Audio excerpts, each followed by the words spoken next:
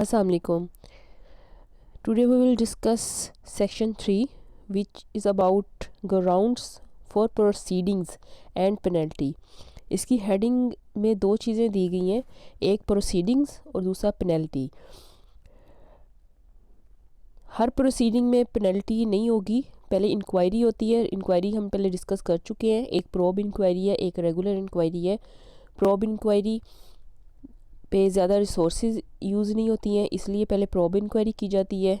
और जब कोई एविडेंस गैदर हो जाते हैं कि इस बंदे ने, एम्प्लॉय ने इनएफिशिएंसी कोई शो की है, कोई मिसकंडक्ट कॉज किया है या करप्शन की है, देन रेगुलर इंक्वायरी के लिए रिपोर्ट बना के भेजी जाती है और रेगुलर इंक्वायरी प्रोसीड की जाती है और उसके ख़िलाफ़ सारी प्रोसीडिंग स्टार्ट होती हैं, personal hearing etcetera. An employee shall be liable to be proceeded against under this act if he is firstly inefficient or has ceased to be efficient for any reason. Firstly हम इसकी inefficiency की definition पे दोबारा जाएंगे। जब हमने question को attempt करना है तो हमने इनकी डेफिनेशंस लाजमी देखनी है और उसमें मेंशन करनी है। G2K में इनएफिशिएंसी की डेफिनेशंस है which means failure to efficiently perform functions assigned to an employee in the discharge of his duties. अपनी ड्यूटीज़ मुकम्मल करने में कोई वो कोताही कर रहा है। Secondly qualify departmental examination in 3 consecutive attempts. अगर वो इतना अहल है तो फर्स्ट मैक्सिमम सेकंड अटैम्प्ट में उसको क्वालिफाई कर लेता है। डिपार्टमेंटल एग्जामिनेशन होते हैं आपकी प्रैक्टिकल वर्क के बाद, जो आपके रेलिवेंट फील्ड है, जो आप काम कर रहे हैं उसके रिगार्डिंग होते हैं, और वो आपने एग्जामिनेशन 3 अटैम्प्ट्स में किया है तो वो भी आपको इनएफिशिएंट डिक्लेयर कर देता है। सो अगर वो काम अपना एफिशिएंटली नहीं कर रहा है, अपनी ज़िम्मेदारियां पूरी नहीं कर रहा है, उसमें कोताही कर रहा है, लेम एक्सक्यूज़ दे रहा है, वक्त पे अपनी प्रोसीडिंग्स नहीं मुकम्मल कर रहा, जो भी इसको काम दिया गया है उसमें डिलेज़ आ रहे हैं, तो वो इनएफिशिएंट हो गया है और उसके ख़िलाफ़ प्रोसीडिंग स्टार्ट की जा सकती हैं कि वो इस तरह से क्यों कर रहा है, विलफुली कर रहा है, इसके पीछे कोई रीज़न है, कोई किसी किस्म की वो करप्शन करने की कोशिश कर रहा है या कोई मिसकंडक्ट हो रहा है। इनएफिशिएंसी की आपने डेफिनेशन देनी है और उसके बाद आपने सेकंड रिगार्ड फील्ड पे आना है। सेकंड इसकी ग्राउंड है गिल्टी ऑफ मिसकंडक्ट। ये स्फीयर ग्राउंड है, जितने स्फीयर ग्राउंड होगी उतनी ही स्फीयर पेनल्टी आगे सेक्शन 4 में मेंशन की गई है। मिसकंडक्ट की डेफिनेशन आपने देनी है। मिसकंडक्ट में 2N में दी गई है misconduct which includes conduct prejudicial to good order और सर्विस डिसिप्लिन। उसका कंडक्ट कुछ ऐसा है जो उसके काम के मुताबिक नहीं है, अच्छे तरीके से वो नहीं कर रहा, डिसिप्लिन से उसका काम नहीं चल रहा। Second, conduct contrary to the conduct rules. हर एम्प्लॉय के लिए एक सर्विस रूल दिए गए हैं, कंडक्ट रूल्स दिए गए हैं, उसके मुताबिक उसने अपना काम करना है। अगर वो उसके मुताबिक नहीं कर रहा है तो वो भी मिसकंडक्ट में आ जाता है। Conduct contrary to conduct rules. And thirdly conduct unbecoming of an officer and a gentleman. उसका कंडक्ट इस तरह से है कि एक ऑफिसर को जो सूट नहीं करता, उसका बिहेवियर जेंटलमैन जैसा नहीं है, आने वाले लोगों को अच्छी तरह से डील नहीं कर रहा, अपनी सीट पे एक जेंटलमैन की तरह शो नहीं कर रहा, अनबिकमिंग बिहेवियर कर रहा है जो एक ऑफिसर को सूट नहीं करता। फोर्थ, इन्वॉल्वमेंट और पार्टिसिपेशन फॉर गेन डायरेक्टली और इनडायरेक्टली।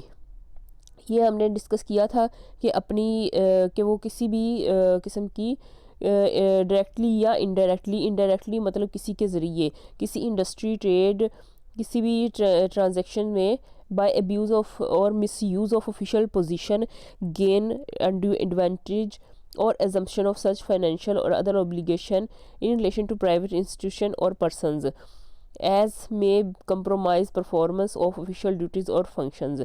अपनी ऑफिशियल सीट के यूज़ करते हुए, मिस यूज़ करते हुए डायरेक्टली या इनडायरेक्टली लोगों को इन्फ्लुएंस कर रहा है, उनसे कोई फाइनेंशियल बेनिफिट ले रहा है।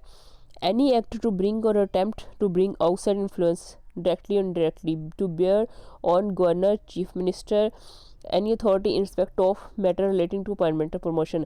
ये भी हमने डिस्कस किया था कि किसी भी किस्म की अपॉइंटमेंट, प्रमोशन, ट्रांसफ़र, पनिशमेंट या रिटायरमेंट के लिए वो अपनी पावर का मिसयूज़ कर रहा है और इन्फ्लुएंस करने की कोशिश कर रहा है, प्रमोशंस एक्सेट्रा, ये भी मिसकंडक्ट में आ जाता है।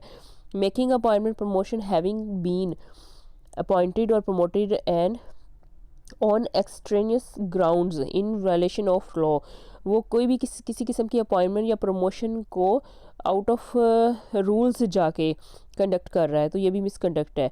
Absence from duty with out prior approval of leave, acquittal by court of law compounding, ये भी हमने डिस्कस किया था कि सुलह की बुनियाद पे कोई किसी कोर्ट से एक्विटल हुआ है उसका, और conviction for an offence of court of law, या उसको कोई कन्विक्शन हुई है। थर्ड है इसका करप्शन और reasonably consider to be corrupt. उसकी फेम इस तरह से है कि ये बंदा करप्ट है या वो करप्शन करता है, उसके एविडेंस मिल जाती हैं। करप्शन की डेफिनेशन दी गई, उसको आपने देख लेना है, उसको भी आपने इंक्लूड करना है इसमें।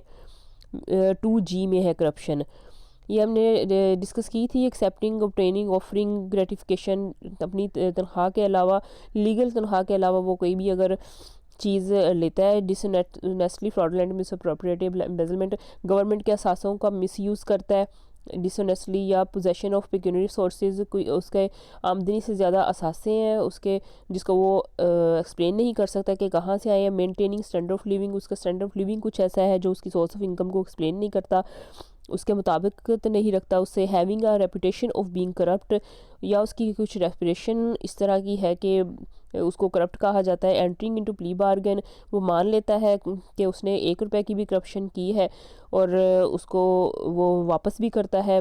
कहीं FIM में या किसी एंटी करप्शन अदारे में पकड़ा जाता है तो वो करप्ट प्रैक्टिस। ओके, इसका फोर्थ है इंगेज और is reasonably believed to be engage in subversive activity. Subversive activities होती हैं तखरीबकारी में, वो कोई शमूलियत इख्तियार करता है। तखरीबकारी किस तरह की हो सकती है? ऑफिशियल अपनी ऑफिशियल ड्यूटीज़ से हट के वो कोई तकरीर कर रहा है, अदारे को बदनाम करने की कोशिश कर रहा है, अमले को उकसा रहा है, हड़तालों पे बार बार जा रहा है, तो वो तखरीबकारी में ही आ जाता है। अदारे का नाम अगर वो ख़राब कर रहा है, अदारे में कोई उसकी वजह से तखरीबकारियाँ पैदा हो रही हैं, डिस्टर्बेंस पैदा हो रही है। And his retention in service is prejudicial to national security, ये भी मिसकंडक्ट में आ जाता है कि official is guilty of disclosure of official secret. हर पब्लिक गवर्नमेंट अदारे के पास पब्लिक की इंफॉर्मेशन होती है, कुछ सीक्रेट डॉक्यूमेंट्स होते हैं, वो उस पर जिम्मेदारी होती है कि उसको कोई डिस्क्लोज़ वो नहीं करेगा, और अगर वो डिस्क्लोज़ करता है तो वो नेशनल सिक्योरिटी के लिए वो प्रिजुडिशियल बन जाता है वो बंदा, तो वो भी मिसकंडक्ट में आ जाता है। वो उसकी ज़िम्मेदारी है कि उसको वो सेफ रखेगा। अब ये टोटल 4 ग्राउंड है, इन ग्राउंड्स के तहत ही पीडा ने एक्टिव होना है। इनमें से कोई भी अगर वो बंदा इन 4 ग्राउंड में, इनएफिशिएंसी की आपने ऊपर हेडिंग देनी है, मिसकंडक्ट की दे देनी है, करप्शन की दे देनी है, एंड सबवर्सिव एक्टिविटी की दे देनी है। ये 4 ग्राउंड्स आपने देने हैं और इनकी डेफिनेशंस लिख देनी है। आपका क्वेश्चन अटैम्प्ट हो जाएगा AD अटैम्प्ट के लिए। Thank you.